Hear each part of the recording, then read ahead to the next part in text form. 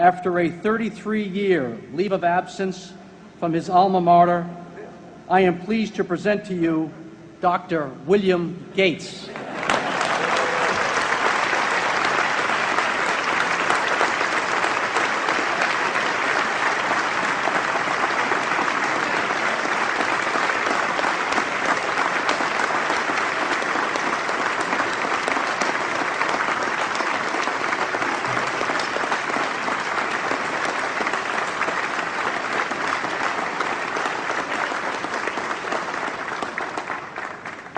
Thank you. President Bach, former President Rudenstein, incoming President Faust, members of the Harvard Corporation and the Board of Overseers, members of the faculty, parents, and especially the graduates.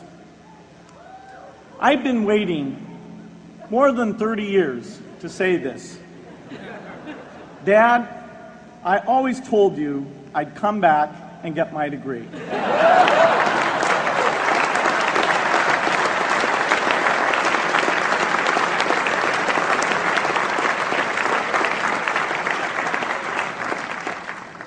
I want to thank Harvard for this honor. I'll be changing my job next year, and it will be nice to finally have a college degree on my resume. I applaud the graduates for taking a much more direct route to your degrees. For my part, I'm just happy that the Crimson called me Harvard's most successful dropout. I guess that makes me valedictorian of my own special class. I did the best of everyone who failed. But I also want to be recognized as the guy who got Steve Ballmer to drop out of business school.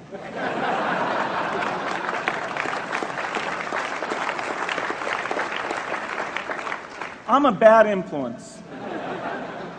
That's why I was invited to speak at your graduation. If I'd spoken at your orientation, fewer of you might be here today.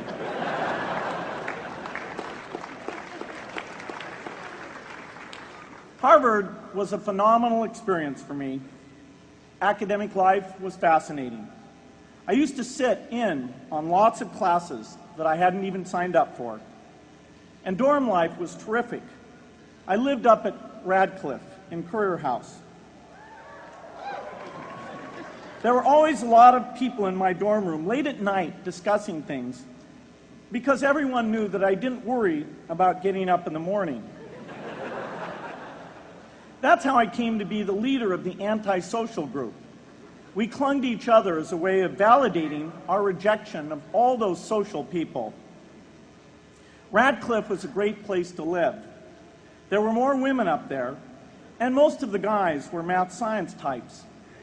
The combination offered me the best odds, if you know what I mean. That's where I learned the sad lesson that improving your odds doesn't guarantee success.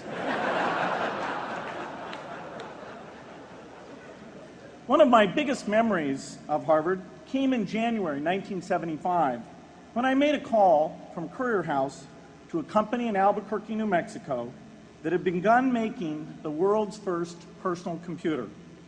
I offered to sell them software. I worried they would realize I was just a student in a dorm and hang up on me. Instead, they said, "We're not quite ready. Come see us in a month," which was a good thing because we hadn't written the software yet. From that moment, I worked day and night on the extra credit project that marked the end of my college education and the beginning of a remarkable journey with Microsoft. What I remember above all about Harvard was being in the midst of so much energy and intelligence. It could be exhilarating, intimidating, sometimes even discouraging, but always challenging. It was an amazing privilege, and though I left early, I was transformed by my years at Harvard, the friendships I made, and the ideas I worked on.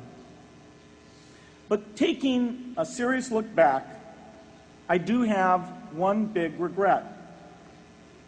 I left Harvard with no real awareness of the awful inequities in the world, the appalling disparities of health and wealth and opportunity that condemn millions of people to lives of despair. I learned a lot here at Harvard about new ideas in economics and politics. I got great exposure to the advances being made in the sciences. But humanity's greatest advances are not in its discoveries, but in how those discoveries are applied to reduce inequity.